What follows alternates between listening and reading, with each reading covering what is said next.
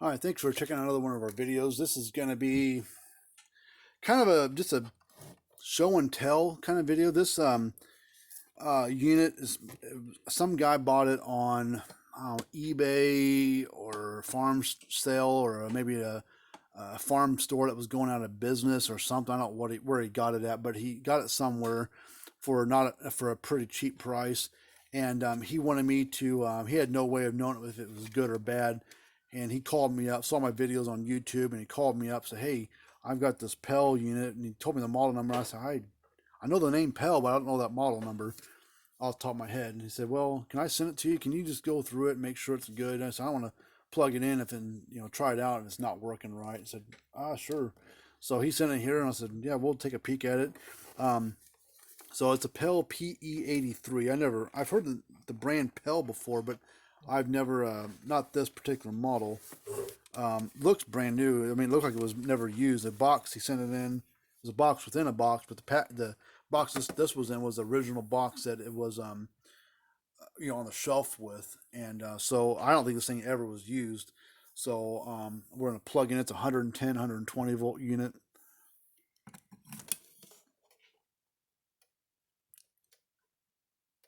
A little light flashing there. That's a good sign. It's clicking, so that's a good sign. So let's unplug it for a second. Actually, I think I can put my tester right here, and we'll be able to do that. Plug it back in.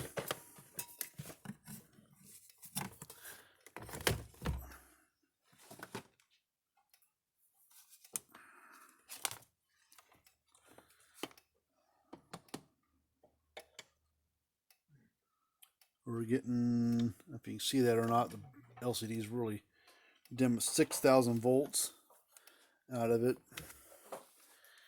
Let's put let's hook a load up to it.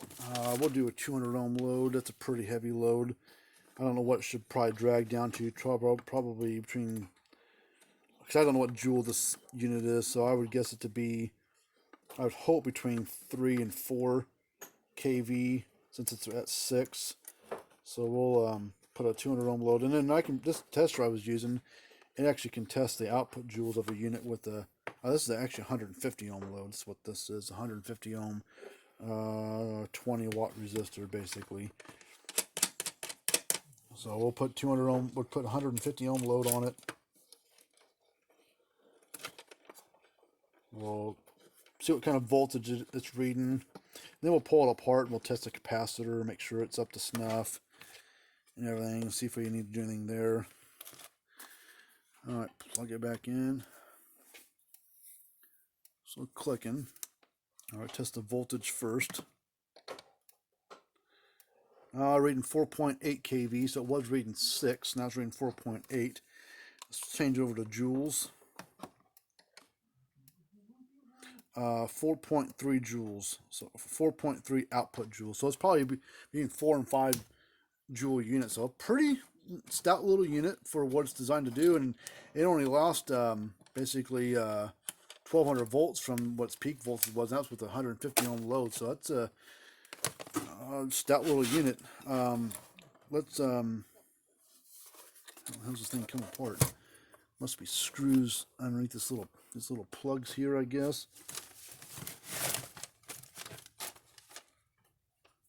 Let's see if we can.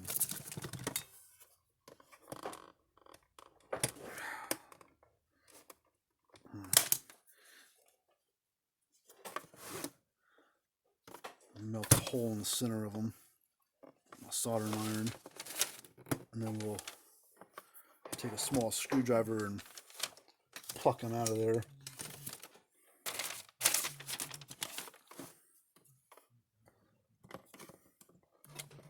Come on.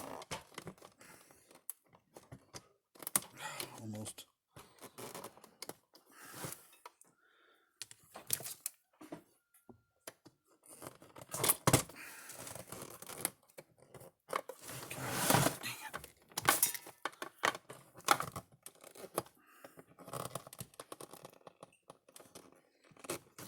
Come on.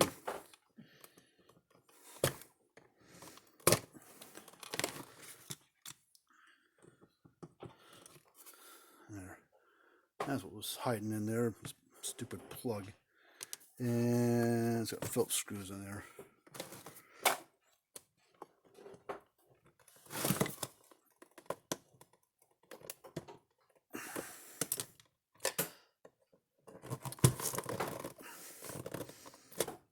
That'd be kind of, I mean, if it's got that much voltage in it with that heavy of a load, I would say that there it goes, second one.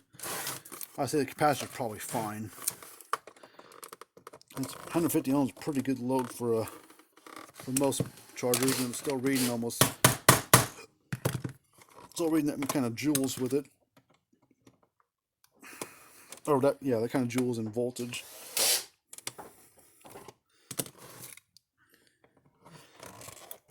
Come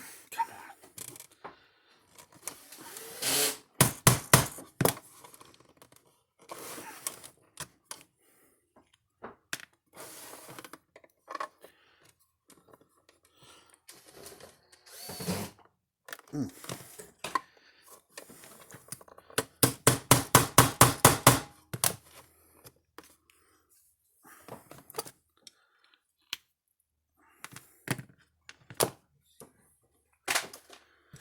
All right, Phillips.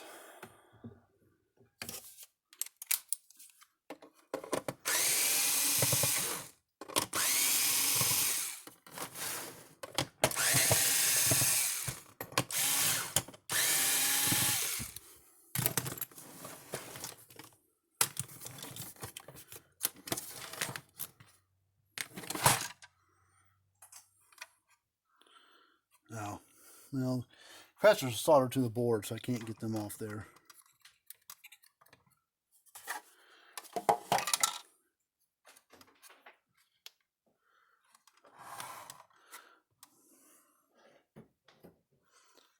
I don't know if it's a one-piece board or...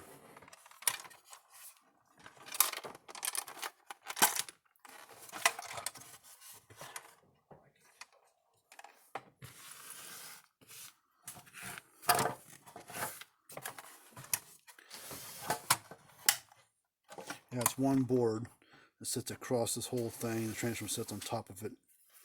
So, but you see it's got some lightning protection right here on the board. Some little suppressors and some blocking dials for the lightning. You got your main capacitors here. Let's see what size. 11 microfarads. So if they're all 311s, that's 33. So yeah, it's probably a 6-7 stored joule, 6 to 8 stored joule, probably, and 4 to 5 output. So pretty stout little unit. Actually, here's some specs on it right here on the side. Let's see, no load. No load voltage 5.9. 500 ohm load was 5.5, and I did it with 250 ohm load, which is harder load because the closer you get to, oh, actually look right here, 100 ohm load, they've got 3.6. I was reading 4.8 with 150 ohm load. So it's like this guy, girl, whatever his name is, says it was okay, but has no. I was thinking it maybe had a date on there anywhere. Nope. See any dates anywhere, but I just have to say this is probably our early 90s, mid 90s, I would guess, because just plus the Ducon and those capacitors brand. So when you put these things back in here, I've worked in other PEL units that had these things, and these little black things here. They set over this like that, and you put the cover back on it. This helps hold the board in place.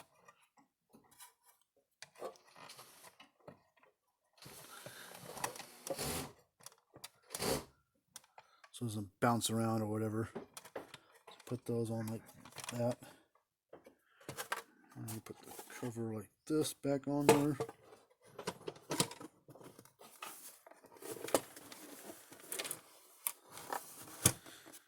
then you put the screws back in it.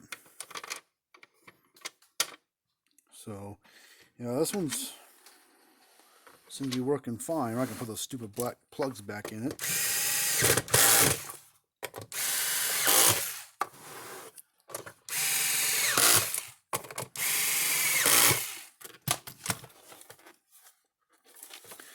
plug it back in, make sure it didn't mess nothing up.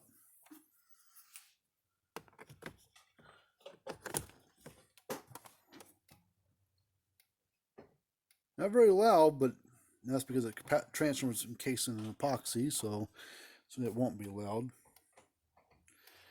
But it's working fine.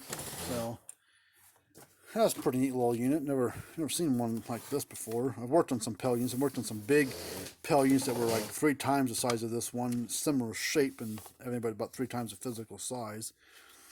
But if you got a fence charger needs to be worked on, there's information right there, so you can get a hold of us. But all this information is down in the description area as well. So if you can't spell that, you can open up the drop down arrow and click on the link there, and then it'll take you right to our websites.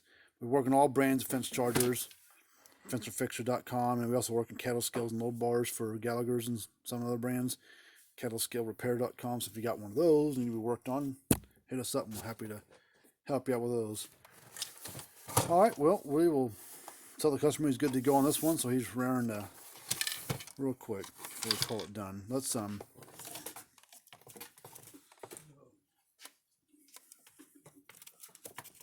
untangled here. Let's see what kind of spark this thing jumps.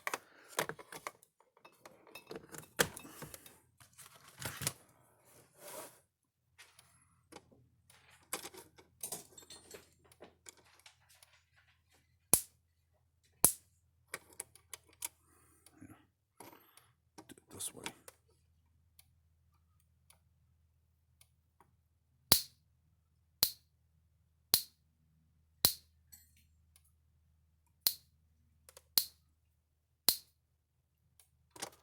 So pretty nice little snap to the thing.